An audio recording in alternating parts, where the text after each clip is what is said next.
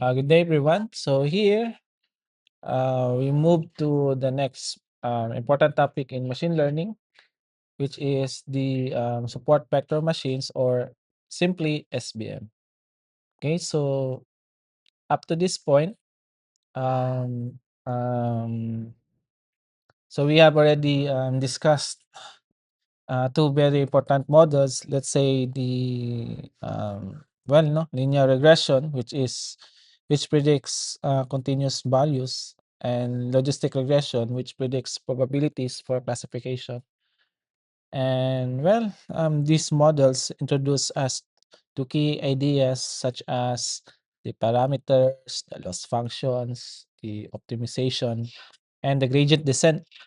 But today, um, we are going to study a model that approaches classification in a slightly different and very powerful way. So, right now, in our view here, so here is the SVM. No? So, the key behind um, of this support vector machine is Well this is quite, it is a simple but powerful model. And why do we need another model in this case is that imagine we have data set where we want to classify two groups.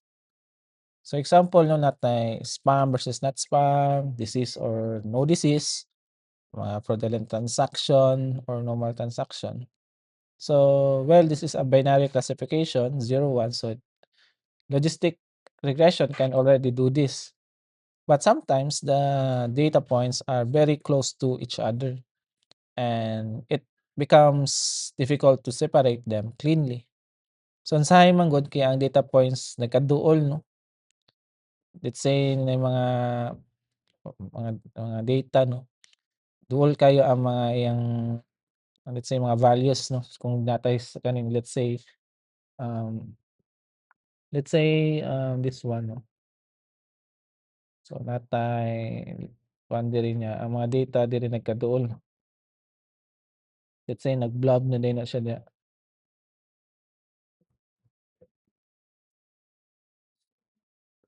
So like that. So lisod ni siya kung gamiton nato is logistic regression in this case. So karon is we will use support vector machines. No? So saan nato ni siya pag segregate. So into a certain let's say ma-cluster nato na siya mo ni ang other class and the other one no, here. Pa-separate nato. Nya natay kuano na din tay line diri. Let's say here. Natay line. Okay? So karon we will dive into the what is SVM all about, no? So the main idea behind SVM is, or the support vector machine is, instead of just finding any line that separates a certain separates the classes, so SVM tries to find the best possible boundary. So in this case, no?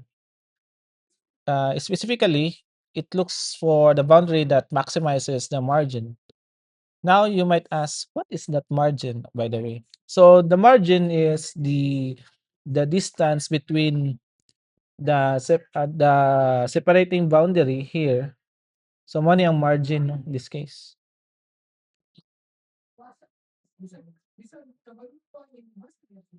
So mo ni ang so ang margin mao ni ang katong distance sa boundary ngadto sa pinakaduol na mga data points. So mo ni mga support vectors no in this case. And the SVM tries to make the margin as large as possible.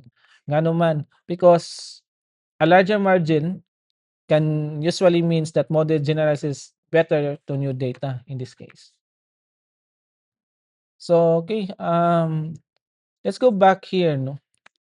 So, unsa ning the SBM geometrical institution niya?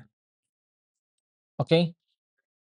So, before we dive into the mathematics behind SBM, so it is important that we understand the visual idea of SBM, no? Because SBM is actually very geometric in nature. So, okay, for the maximum margin principle, so the key idea of support vector machines is called the maximum margin principle. Instead of simply finding any line that separates um, two classes, so SBM searches for the best possible separating boundary. So mo ni siya, no? So pangitaan niya og pamaagi na maka-separate ta og certain separating boundary between those classes. Specifically, it chooses the line or the higher dimension, gitawag ni siya hyperplane, no, that maximizes the margin. Now, what exactly is that the margin is the distance na mo kuan, no, 'di ba, katong mo separate sa ila ngadto sa katong the decision boundary. Okay? So, what are the support vectors in this case? So, this one. So you will see that the sum of the points are closer to the boundary than others, no? The points that lies closest to the closest to the decision boundary are called support vectors. So these points are extremely important. Why? Because they define the position of the boundary, no, in this case. So ang support vector machine no, support vectors mao ang data points na mag-determine kung asa ibutang ang separating line, no, in this case. So, interestingly, all the other points do not directly affect the boundary. So, only the support vectors matter. Okay? For the mathematical formulation, so here, let us connect this geometric idea to the mathematical formulation. So, the decision boundary is in SVM can be written as this one, no? So, weight times x plus b, where w is the weight vector and the x is the feature vector and b is the bias. So is um, this equation defines the hyperplane that separates the two classes. So as you can see here, so this is the hyperplane, and this line here represents this equation. So for the margin formula here, so the margin is 2 over the weight, no? So this equation tells us something interesting.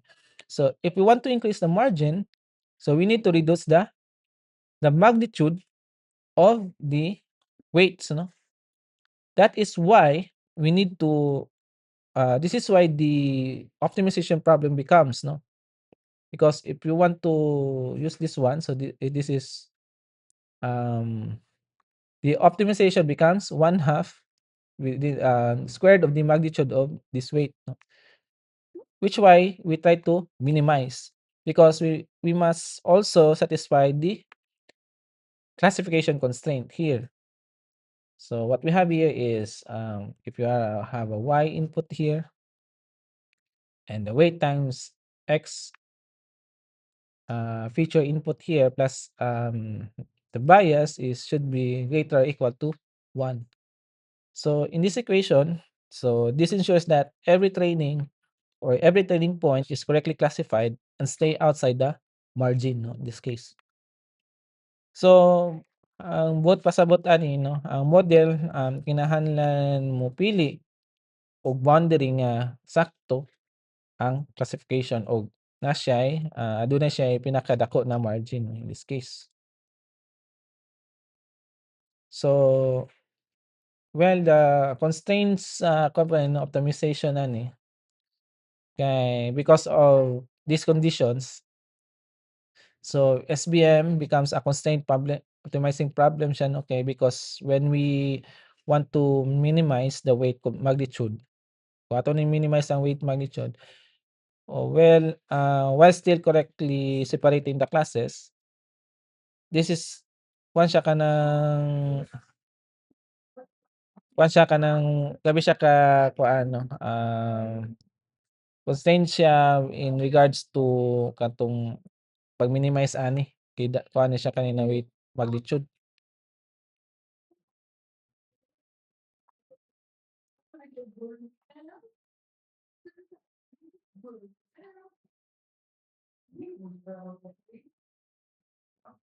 Okay, so okay, go here 'no, constraint optimization, because of these conditions, SVM becomes a constraint optimization problem. So meaning we want to minimize the weight magnitude while still correctly separating the classes. So this is one of the reasons why SVM is mathematically elegant.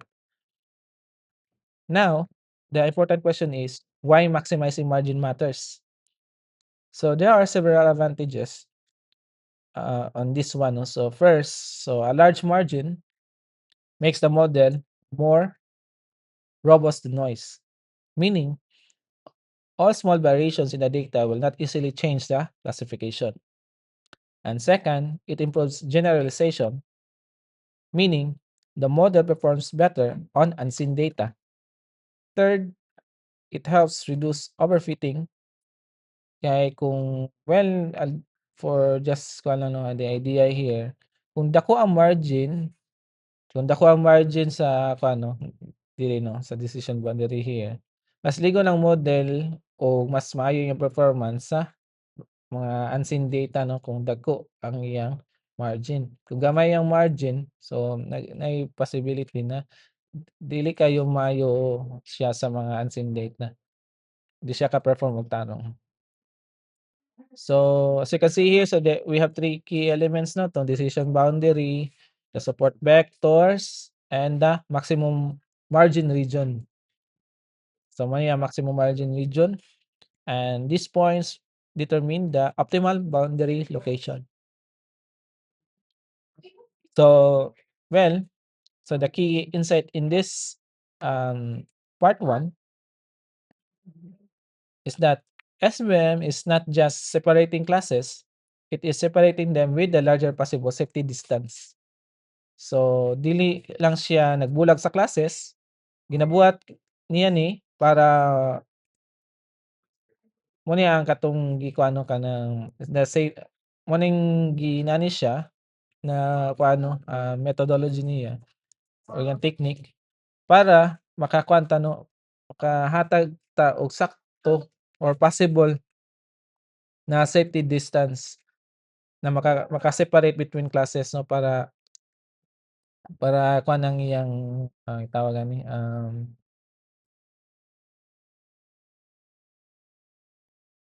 para robust 'no, ang output sa SBM, okey. Kay na-separate man siya tarong 'no nga kuan 'no, basta maka-locate lang ta sa mga support vectors in this case.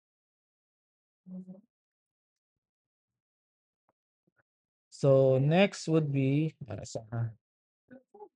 okey. Okay, so earlier, so we discussed the maximum margin principle 'no, in support vector machines. So in the discussion, we assume something very ideal. So that data is perfectly separable. Meaning there's an katong paano ganina no, let's say here no perfectly separable siya. So meaning we exist a straight line that can separate the two classes without any mistake. But in the real world, so the situation almost never happens. So sa tinuod nga data man gud class, so dili gyud perfect ang separation sa mga classes. So this is almost always be overlapping points. So na siya maglapas-lapas diri na let's say magkwantag circle din na blue. So na siya maglapas-lapas no, mag-overlapping or mga outliers or noise. So the question becomes, what should the model do when perfect separation is impossible? So this is why, or this is where the soft margin SBM comes in. Okay, so real world data is not perfect. No? So let us look at the diagram here. So you can see the two groups of the data points, the class A and the class B. No? So class A is red and class B shown in blue. Ideally, so we would draw a line that perfectly separates them. But notice that some points fall very close to the boundary, no, in this case, and some even close to the margin. So soft margin SBM allows the model to tolerate some violations. So ginatugutan sa soft margin soft margin SBM nga adunay pipila ka misclassified points aron mas maayo ang generalization. So the role sa kaning parameter C in this case is that, so kaning C is this parameter controls the trade-off between the margin size and the classification error. So in other words, so kaning C determines how strict the model should be para mo kuhaan siya og line, no. Let's say here, no. So when C is very large, so if the value of C is very large, so the model becomes very strict, no, as you can see here, no. So maghimo siya og decision boundary here, pangita siya og um, support vectors here.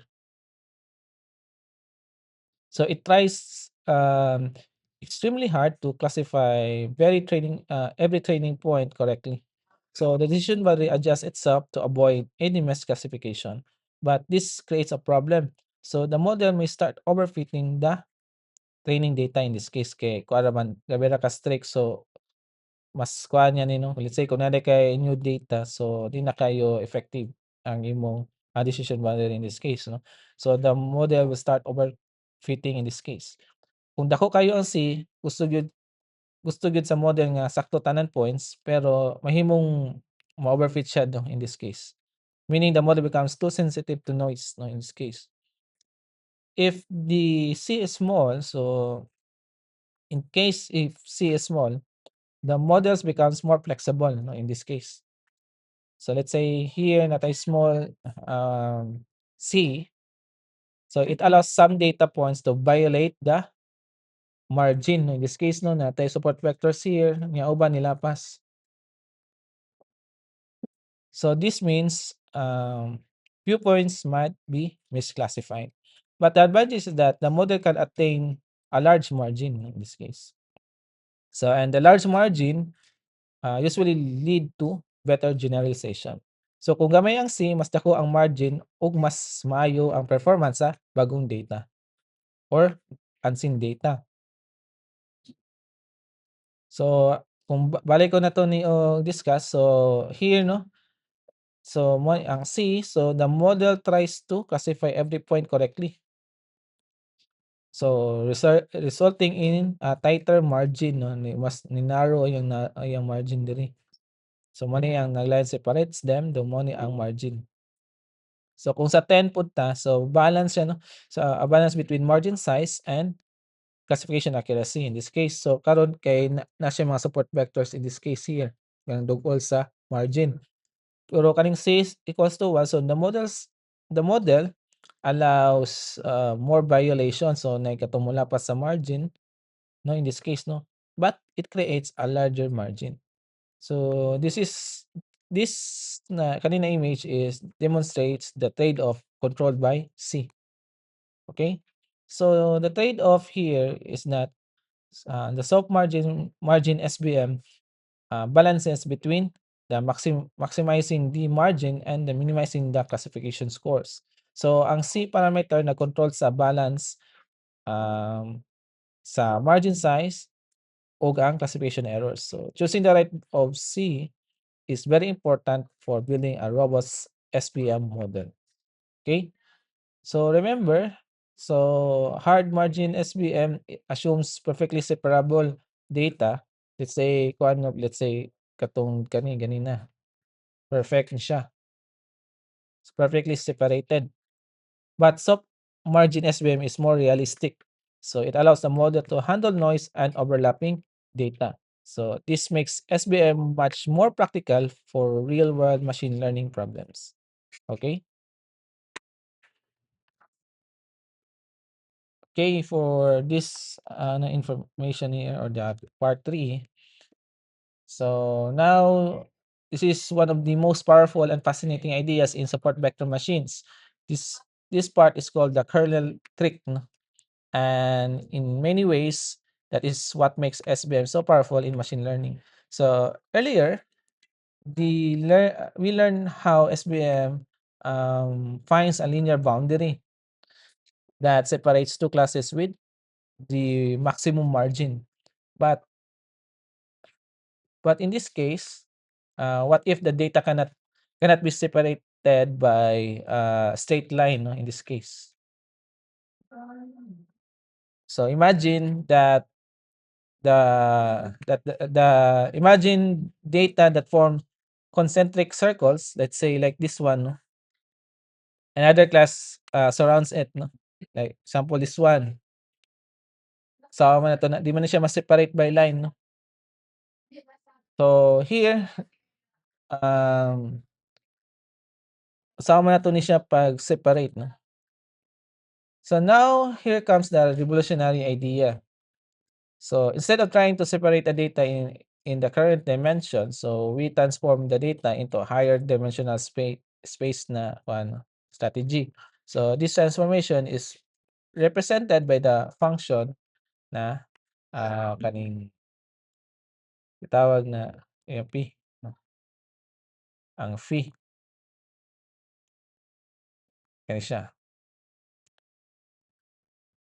When we map the data to to higher dimension, something interesting happens, no? So the data that look mixed in the original space may suddenly become linearly separable.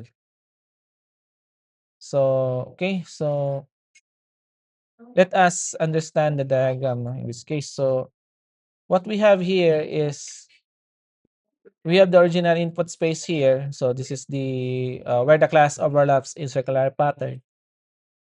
Then we apply a feature transformation, mapping the data into a higher dimensional feature space in this case.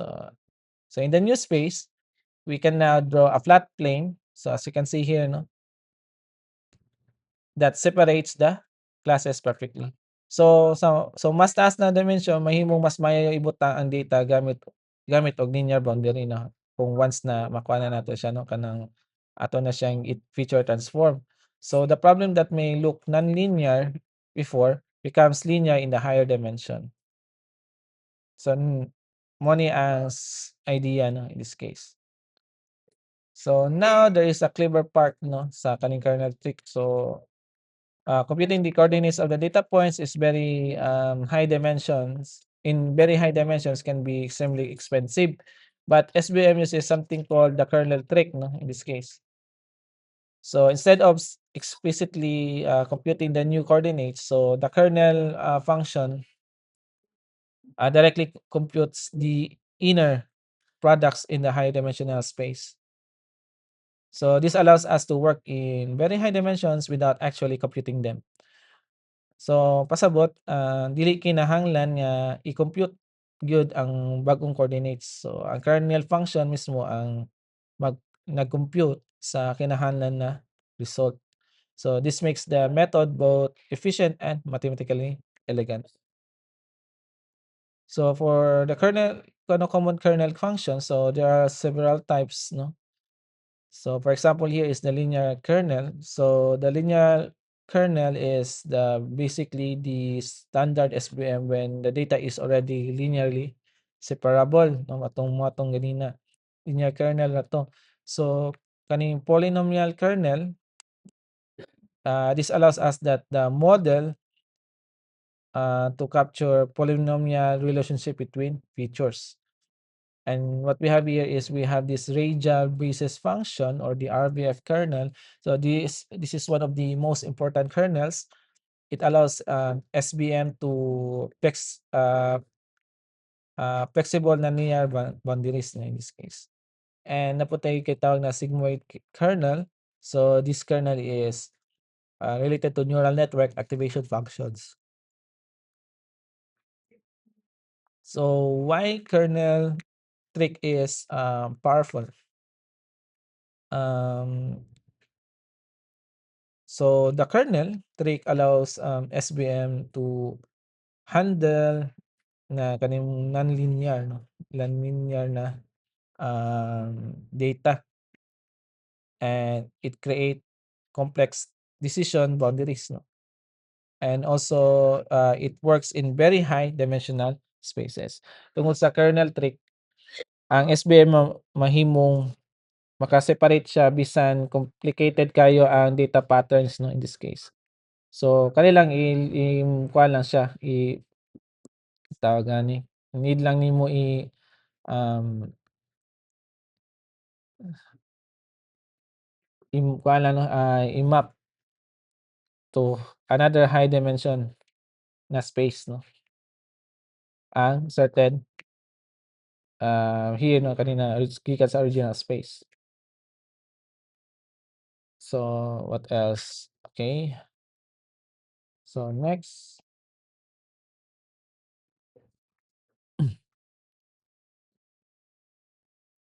So now that we understand the kernel trick, so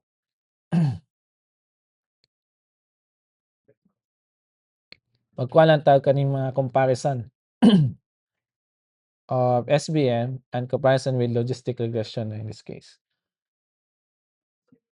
So here, or first here, no, we have linear SVM.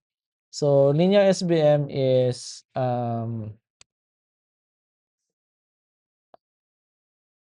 siya kana is used for when the data is linearly separable. So meaning the kung ano, the kailan class meaning we can draw a straight line or in higher dimensions, so a hyperplane that separates the classes. So as you can see here, so maka-draw lang gyud ta og certain kung paano ni siya, no, kaning this is an higher dimensional na space. So makahimo ta since tulo ang classification, so makakuha tag hyperplane here. So kuha ni siya mo ni mga hyperplane na nag-separates between this so natay line here nag-separate between the red and blue, nga natay line diri na mag-separate sa white and red, and sa pa kanina po tay taas kay na line nag-separate sa um, blue ug red, diri na pod is blue ug white na pod kani. So what else?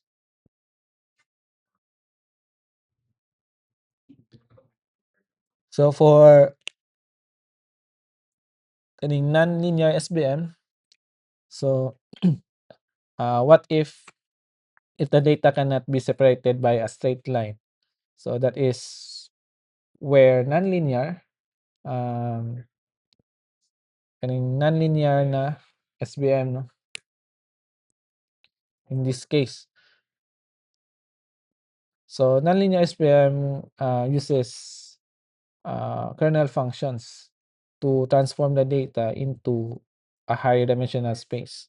So in the new space, the data may become nearly separable. So this is exactly the idea we discussed earlier in the kernel trick. So gamit ang kernels, mahimo nga mabago ang feature space aron mahimong separable ang data.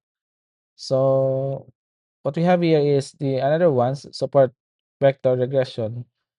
So even though SVM is commonly used for classification, so it can also be used for regression problems. So this version is called the support vector regression. Instead of maximizing the classification margin, so the support vector regression tries to minimize prediction error with a tolerance band. So later no ato ra na try na to niya. So in other words, the model allows small predictions or small na prediction errors as long as they stay within a separable or tolerance band no, or acceptable range. So sa SBR kuan siya no allows ang gamay na error basta nara gyud sulod sa allowed nga range or tolerance range or band. Okay? So for common kernel functions, so natay mga linear kernel, polynomial, RBF o sigmoid kernel no. As these are the RBF kaning RBF kernel is one of the most kaning most commonly used because it can model very complex nonlinear patterns. Okay? So now we look at some small spots here no. Mga plots na to diri no. So these images demonstrates how different kernels create different decisions boundaries. For example, if the linear kernel creates a state boundary and the RBF creates a curve boundary, in this case,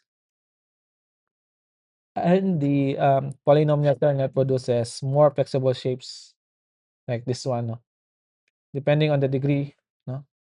So ang kernel function mao ang na-determine or nag-determine kung unsa ka complex ang decision boundary sa models. Now let's compare with it to logistic regression. So these two models actually have several similarities, no. So both models produce linear decisions or linear decision boundaries in their basic form and are used for classification tasks and rely on optimization techniques during training. But they have but they have fundamental differences in philosophy. So when logistic regression focuses on the probability estimation. So it predicts the probability that a data point belongs to a certain class. So then we apply a threshold, usually let's say mga 0.5 man so yeah, to determine the final class na. So ang logistic regression nagpredict og probability una, unya himuon siyang classification. So sa support vector machines, on the other hand here is that it focus on margin maximization.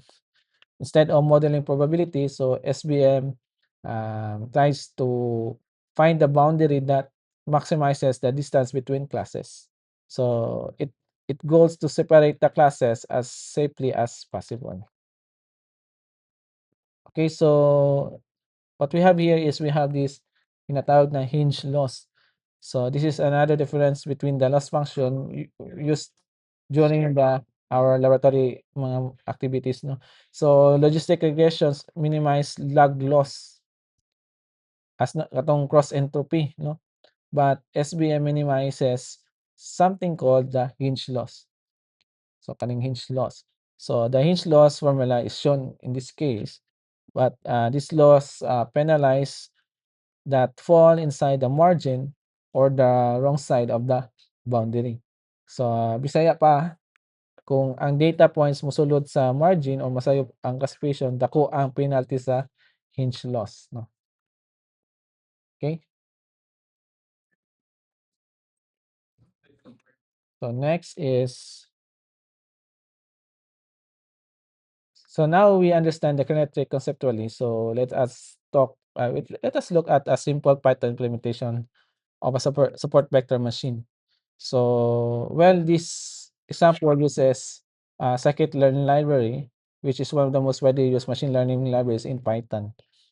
So first, we import the required libraries.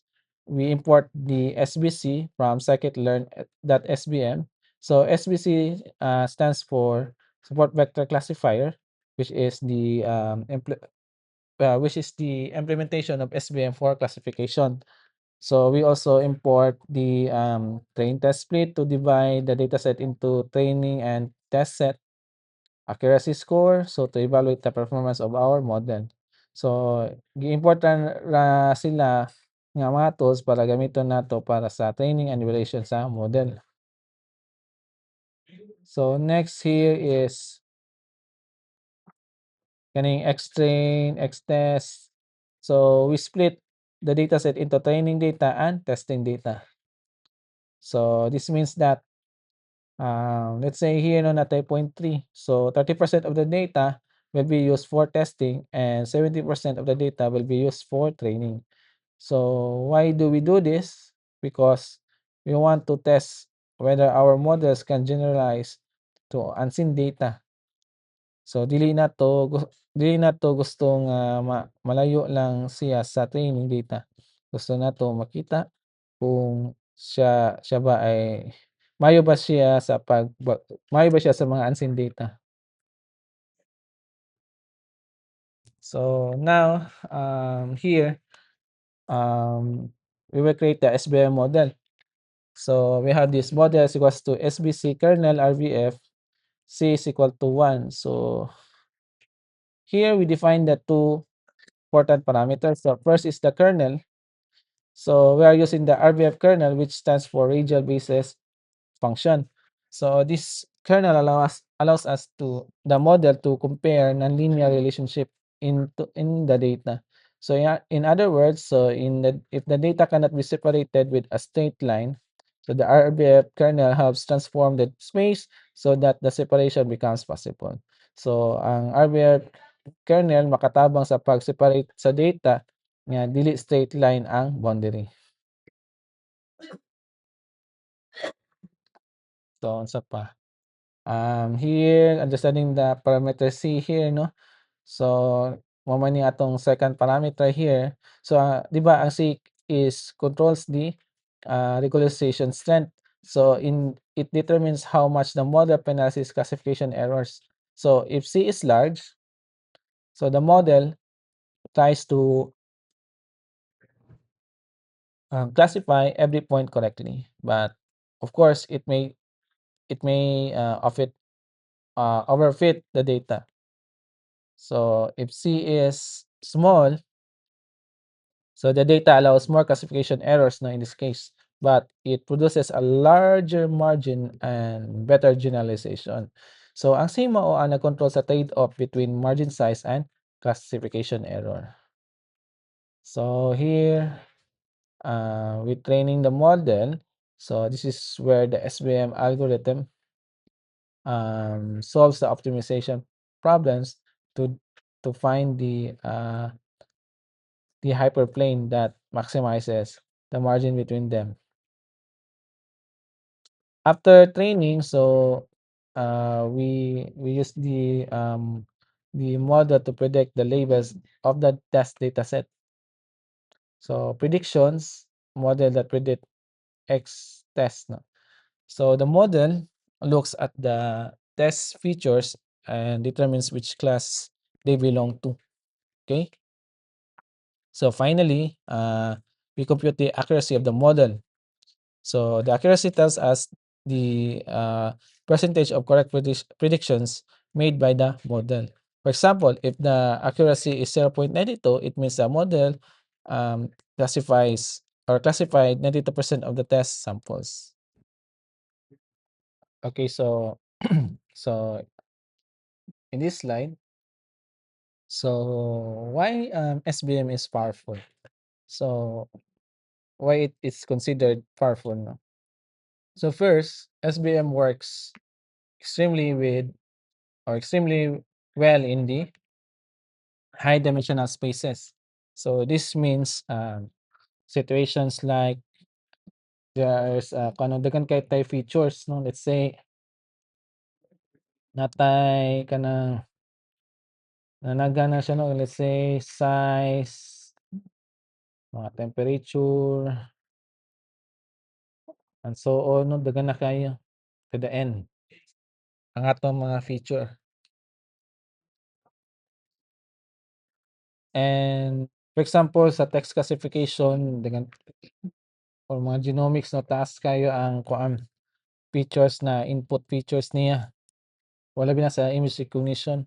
So in these problems, the number of features can be thousands or even millions, no? So daghan kayo siya. Masking daghan kayo ang features, may gyapon ang performance ni SBM. And another reason ang SBM performs well is that it does not rely on the entire data set. Instead, it relies on um, the support vectors, no, in this case, no. So heavy relies ni siya sa support vectors because the support vectors are the data points mo ni siya. So mga data points na gyapon ni siya, data points closest sa the decision boundary. So these points determine the position of the hyperplane. So instead of using every data point equally, so SBM focuses only on the most critical samples. So well, as you can see here, mo magini ang pinaka-importante, no, na data point mao ang support vector machine. Okay, mo sila ang nag-define kung asa ang decision boundary. Okay? So the power of SBM comes with the three things, no, tong gitawag na tong maximum margin, to kung mani ang nag-separate sa between mga classes, no. Kaya so mo ni atong so natay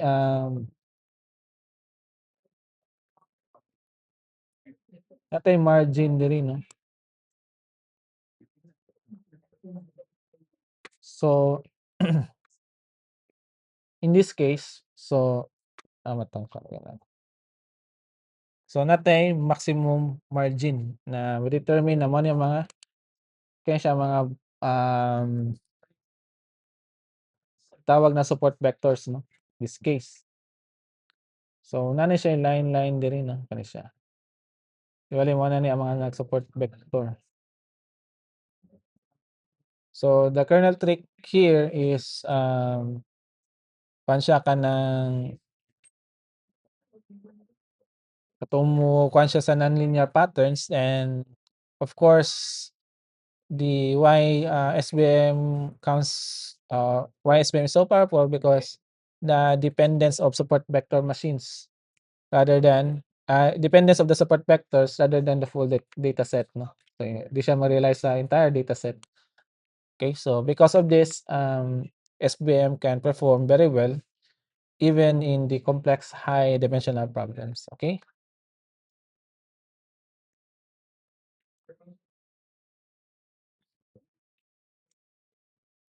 So here, before we end this topic, so let us step back and look at the big picture of machine learning models. So earlier in this lecture, so we encountered different models, and each one approaches the problem in a different way. So for let's say katong linear regression, so linear regression, the linear regression fits a line, no, to predict the continuous values, no. So mga numerical siya. Numerical lang yang um, gina-predict, and the logistic regression models probability yang kung ano, no, using the katong sigmoid na curve. Though si logistic regression is nagyapon siya gikan na katong Z, no, which is ang katong Z is the linear regression. Sa decision tree, so mag-solve siya problems by asking a sequence of questions, no? And the naive Bayes is relies on probability theory and katong independence assumptions. And the gradient descent optimizes the parameters, no? Of course, si gradient descent kuan ni kanang gina-optimize ang mga parameters inside the linear and sa mga linear regression. Of course, og kato sa logistic katong Z, no? Iya gina-optimize. But today, so we saw the support vector machine takes a different perspective. So instead of focusing primarily on the probability rules or set of rules, no, like decision trees. So SVM takes a geometric approach, no. So unsa may mga kuan, no, ang iyang ginakuan is what is the safest way to separate the classes. Not just motong nakanindot sa kuan, no, katong sa SVM.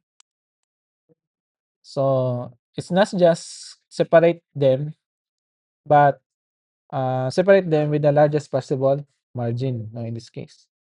So pangitaan niya pamaagi na ma-separate gid ang sakto ang certain um pagkuhan niya sa pag-separate sa ano sa classes. So because the larger the margin, so the more confident the model becomes, no. So ang SVM dili lang basta mo separate sa data. So pangitaon niya ang pinaka-safe nga boundary. So this is why SVM cares deeply about distance. So in values how far the data points are the boundary decision, no, kani sa kani kuan siya, no, kanang nakanindot aning kuan tawag gani ang SVM because mas kung layo gani ang kuan, no, let's say, no, ni mga support vectors diri, mas confident ang atong SVM, no, kay dako man ang margin, so meaning ma-separate gid niya. So it values how far the data points are from the decision boundary. So not just whether the decision are classified correctly, and this idea leads to something very important kayo na sa machine learning, no, kaning confidence in separation kay diri kay kung dako kayo ang distance sa margin, no, sa katong mga classes, so taas ang iyang confidence na maka-separate siya og classification, no, sa between other kuan, classes. So mo yung nakanindot niya. So here makakuha pa gyud ta og other techniques, no, with regards to labi nakakuha na data. Let's say here, no, na nakuha na siya na nagsapaw-sapaw na overlapping na. So i-try na 'to siya way na makuha nato, no, ma-separate them by means of feature engineering na ni siya or feature mapping na this case, no. So okay, so here let me check again here. Okay, so for our final reflection here that so unsa man ning kuano, so what is the key lesson for support vector machines? So classification is not just about separating data, so it's about separating it optimally. And the optimal separation is achieved by maximizing the margin, no. So in this case, so kung morning bound kuan, so kung dako ang margin between them, so kuan gid siya kanang so dako ang margin, sorry. So kung ano-ano na 'to, no. So here,